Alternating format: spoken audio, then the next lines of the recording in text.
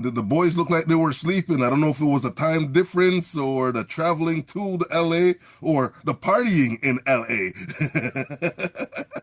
But they were not shooting. 22% from three-point land. You can't go into somebody's house. You can't go into a marquee team's house, be shooting that kind of low percentage and think you're going to come up with a W.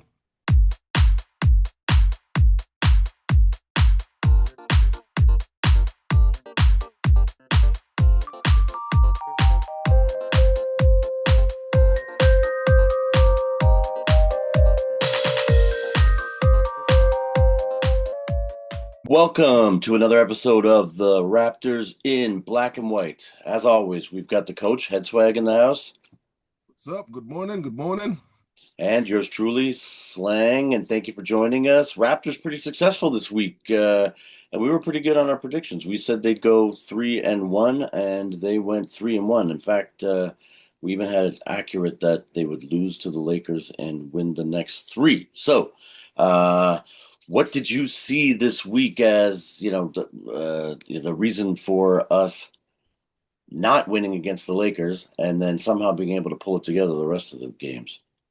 Yeah, against the Lakers, the boys looked like they were sleeping. I don't know if it was a time difference or the traveling to the LA or the partying in LA. But they were not shooting. 22% from three-point land. You can't go into somebody's house. You can't go into a marquee team's house, be shooting that kind of low percentage and think you're going to come up with a W. No, it was very disappointing. We had high hopes that they would maybe extract some revenge on them from the last time they when Austin Reeves came and had like 40 against us and pummeled us. But yeah, I agree. 22% and 42% overall from the floor, not gonna get it done. The starting lineup was again strange in that game. So I mean, I'll give them a little bit of the benefit of the doubt. No RJ, no Jakob Poeltl. We had Ochai Agbaji starting, and he went 0 for 5 from the floor, 0 for 3 from three-point land. And Emmanuel Quickley only had an okay game. Collin Murray-Boyles started and replaced Poeltl. So not the regular lineup, but yeah, still not getting it done with Grady Dick going 0 for from the floor. Jameson Battle had no points, and like I said, Ochai actually started 25 minutes and had 0. Tough Yep, to win. yep, yep. Tough So, to like win. I said, it's like they were sleeping on that game, but luckily they got the other three. That game got their motor going, and from there they collectively went on and won three more. So, definitely, we like what we see with these guys. Yeah, well, actually, quickly, I was just going to say, and it doesn't help when LeBron put up 24. DeAndre Ayton had a field day with no Jakob Poeltl there, and with 25, and Luka Doncic had uh, also 25. Yikes! But no, you're right. We bounced back against the Warriors and pummeled them. It wasn't even close. We came out right out of the gate, first quarter, 41-28. And it was just even in the second half, we outscored them 29-22. So we're leading at the half, and we just, pretty much it was a cakewalk the rest of the game. They outscored us in the third quarter to maybe make us a little nervous. I think they got it within like 8 or something, but pummeled them. And in this game, what a turnaround! 59% from the floor, 62% from 3-point range, and Emmanuel Quickley had a career high. Yes, he did. 40 points on that note, and with the guys shooting the way they were and running the way they were, that's the Rapture team we know. When they're in transition, Raptures are number one in transition basketball. So, hey, if the Warriors wanted to play run and gun, wrong choice with this team there. As you can see, they put up nearly 150 points in the game, nearly 50 points in the first quarter. That is very, very awesome. And lastly, we had about 6 or 7 guys with double digits, meaning the guys were sharing the sugar and they were having fun doing it. Yeah, you're right. All 5 starters, and Grady Dick started in that game instead of Ochai Agbaji, which looks like a pretty good decision by the coach. And then Mamu was coming off the bench, and he had 14 as well. So yeah, 22 from Ingram, 26 from Barnes, 40 from Emmanuel Quickley, 10 from Jamal Shed. It's kind of funny with Jamal Shed and Emmanuel Quickley starting, both point guards. But anyway, I know they like that look. They certainly ended the game against Portland that way too. And then yeah, Grady Dick with 10. So what do you do here quickly? I know we want to talk about the other games too, but what do you do with an Emmanuel Quickley that is, I don't know, inconsistent maybe is too strong of a word, but like this version of Emmanuel Quickley is what I am hoping would reveal itself and show up a little more often, and then you don't need to trade him for a John Morant or, any of the other trade rumors that are out there. Well, I don't know. He came back from back spasms. Does he need to have another one so that he has another 40-point game? Like, geez, I don't know. Or I don't know what massage he got because he needs to go get another one of those because what a performance. Yeah, I might need one of those. Uh, that sounds like a good strategy. We'll induce back spasms every other game for him. Um, Right? Actually, here, let's see if this works. We tried to do a little clip here. Let's see if I can actually make this happen. Oh my gosh, I think I can, but is that working? That's working. It was raining freezing again. Here's quickly. See, he had his legs underneath him, arms straight. That's the guy we know. That's the guy we know, and that's what we want to see on a regular. If he could do that, then he ain't going nowhere. Yeah, no, that's right. And that was his career high, they say, right there. So, all right. Actually, speaking of clips, let's just roll into this one too. So, was this the next game? No, this was so Sacramento.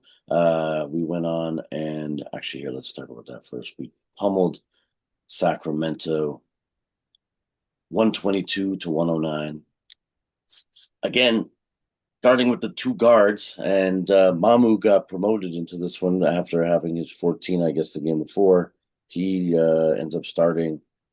I guess also CMB went down, so we lost him as a starter. So Mamu starts instead of him, and again we've got six Raptors in double digits with Grady Dick beaming from his previous start. I guess showing that he wanted to get back in the starting lineup. He ended up with 11. That's right. And Mamu ended up with over 20 points. I think that's the first time in his career. He's a rising star.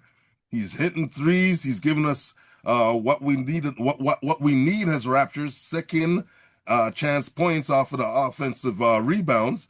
And definitely he's cleaning up right now, looking good and hitting the threes. He's hitting some threes now. He was launching and I'm like, what is he? Smash, never mind. Keep doing what you're doing, sir. Yeah, no, great stat line from him. 22 points, as you said. Pretty good from the floor, 8 of 14. That's better than 50%. And from three, 3 of 8. So again, that's just quick math, somewhere high 30s at least, if not maybe even 40%. Um, yeah, his free throws he did well, and 9 rebounds, 4 assists. Pretty solid game from Mamu. And then Scotty, of course, contributed in that one. Emmanuel quickly came back with a decent, follow up, 18 points here, and Jamal Yeah. Shit had 15. So yeah, overall, Yeah. And just like what you just said, another game with about 6 or 7 guys dropping double points, meaning the guys are sharing the sugar. And when the Raptors are like that, ooh, you cannot contain. I am telling you, Scotty and the guys put on the cape. Look out! I'm telling you. yeah, no, it's great to see. And then they carried that momentum into Portland, That's where right. Portland was hot too. I think Portland was on a winning streak of I don't know if it was what did they say, 4 games. Four, Uh, 4 or 5 games. That's right. Yeah, Yeah. and Portland had the best record in the month of January as well. So I mean, they were hot, and we stopped them. And in fact, this game we actually had 7 players in double digits. Ochai had 10, Dick had 10 coming off the bench, and then all 5 of our starters again: Ingram, Mamu. Oh, RJ was back also, which helped. Uh, That's right. yeah, and then, in fact, we got a clip of that we're going to show in a second. And yeah, Scotty with 15 and Emmanuel quickly with another 20. Yep, and Oh, and believe me, on Portland, Shannon Sharp, the point guard, Canadian breed, got to bring him up. He's been putting in some work, but I'm glad we got to shut him down and get the W. yeah. I mean, shut him down is a little strong. He had 21, but yes, you're right. He was not effective, 10 of 23. So, he's a volume shooter and only 1 of 6 from 3-point range. Actually, funny enough, Shane Sharp, my son actually played in the same league as him in high school. Okay, Yeah, my son was on the the team here where we live, and they're in the same league as London, Ontario. And yeah, in the first year, my son was on the team. He's like, he had to play against him. He goes, "There's this guy on the London team. Oh my god, I don't know what he had. Some ridiculous amount of points in a game against them, which they got pummeled. Sadly, Yeah, oh yeah, he did a lot of that in this town. He did a lot of yeah, that. yeah, it was bad. So here we've actually got. Let me try and pull this clip up. Oh my gosh, what are we doing? I'm bouncing all over the place here. Do, do, do, do. I think actually see sharp.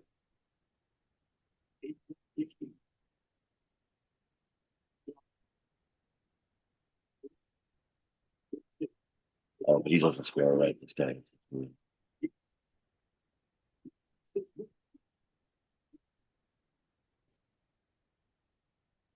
But this was to close out the half. We actually had just taken a quick shot to try and do a 2-for-1, but here comes RJ. A little And bit that's the guy. fast. That's our cleanup guy. That's what I like to see about RJ. Always around that net doing something good. Yeah, no, and he had some limited minutes again because first game back, they're trying to ease him in, obviously, but nice plays like cutting to the basket, you know, creating without the ball in his Yep, hand and just getting open for the cut and finishing, a couple too with his signature left hand. It was a good game for him. it was a good game for him. That's right. And then this goes to your point about Mamu. I think you see Mamu with a quick putback here. Look at that. Second chance there. He caused the deflection, even though I don't even know if he gets credit for that.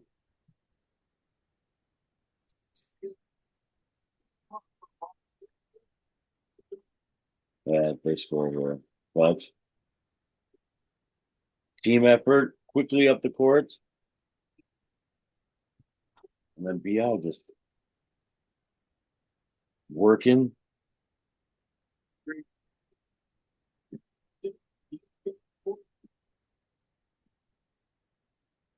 Yeah, Mamu's being a big guy. I like it when bigs are active, filling the lane, getting the rebounds, doing what he's got to do, and doing it on a nightly basis. No complaints. We'll definitely take that. Do they get credit for that? Like where you saw him there deflect the ball over to the corner. So, like, technically, I don't think that's a rebound, but he clearly deserves, something for keeping it alive for our guy We're to keeping actually. it alive. Yeah, Yeah, yeah. I don't think they'll actually consider it that rebound because his hands weren't on it, but he should get something for it. But yeah, yeah, they should almost have like a keep it alive stat.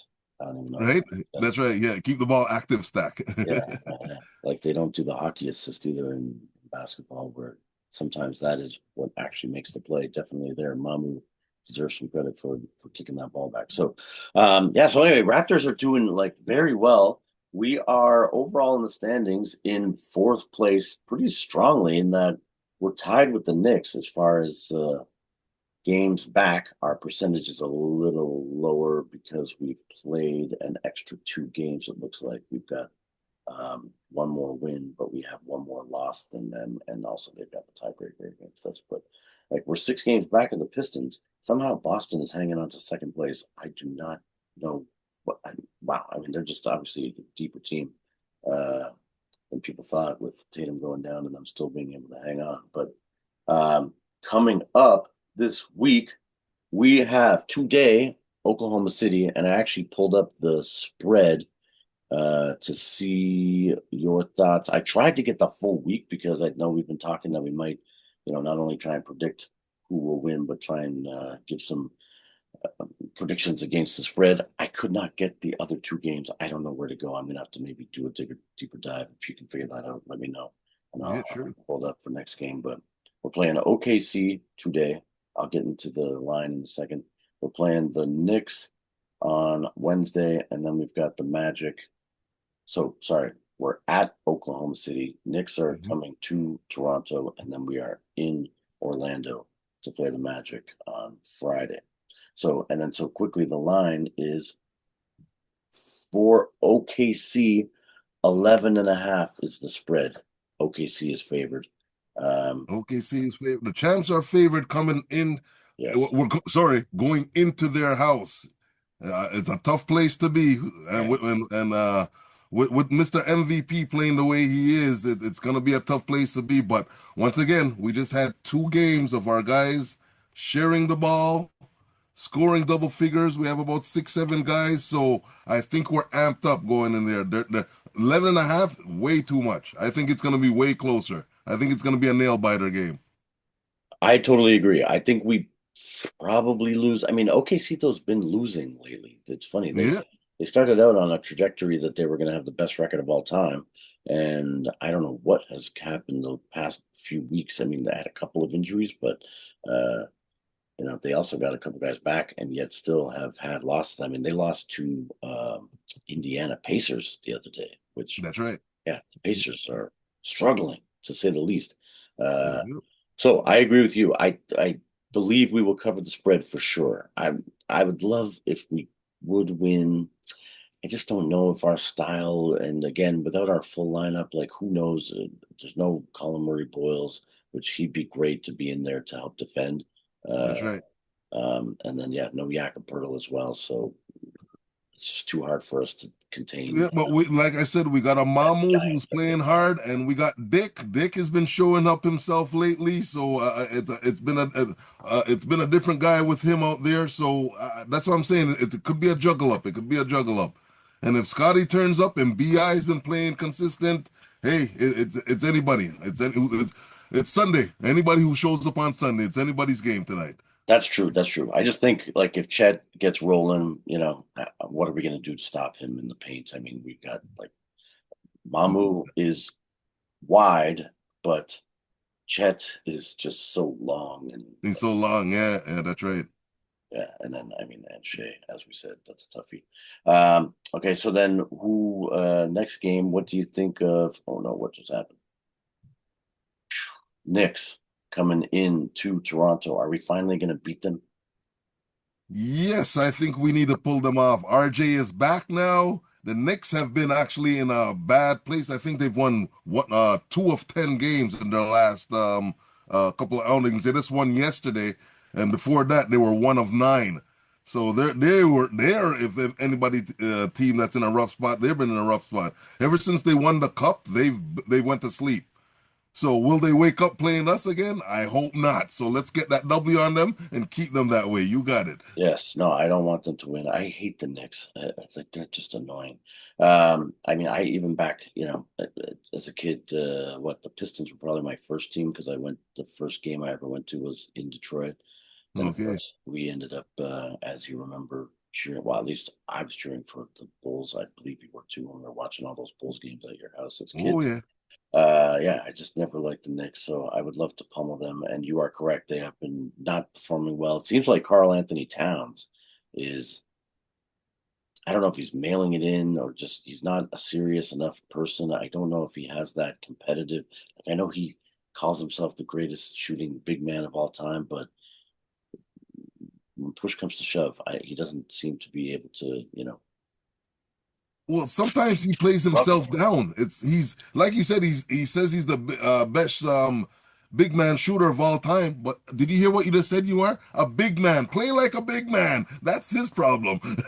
Yeah, true. Right. Like he just doesn't have that sort of tough edge that he's willing to like scrap it up, get physical in the paint. He'll go for the pullback three or the little pullback That's right. jump shot or whatever. Yeah, instead of trying to challenge the defender. Me and my father talk about him all the time. We're like, I think he forgets that he's like 7 foot or something.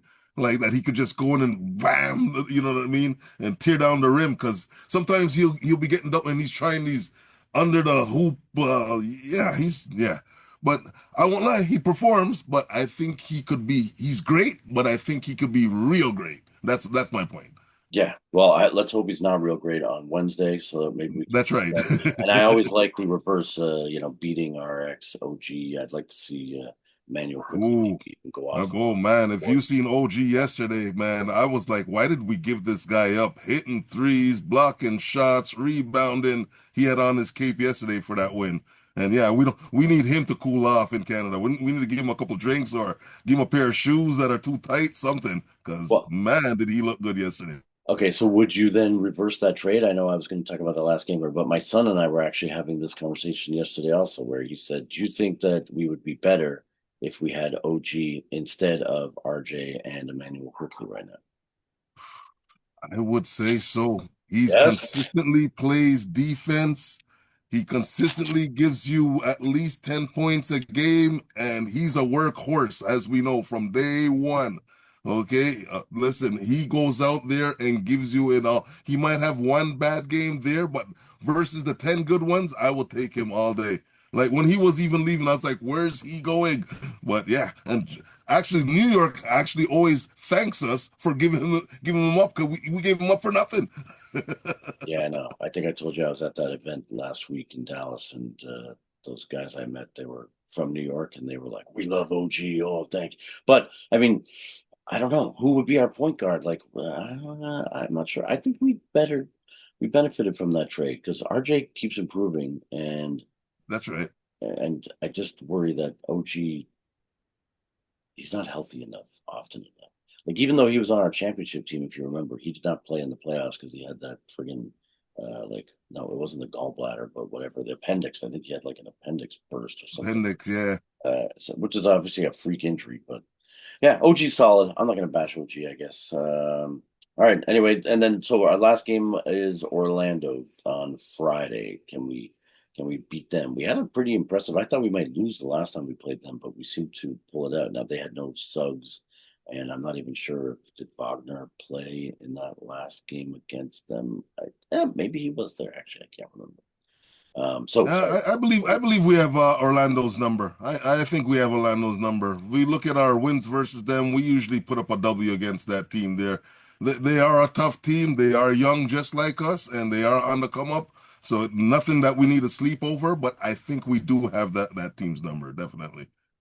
Yeah, we seem to be able to, to shut Ben Caro down a little bit because they sort of heavy on, sorry, rely on him heavily, is what I was trying to say. And Scotty Barnes also seems to step up his game. Maybe he also feels like I do, where, we picked him instead of Suggs.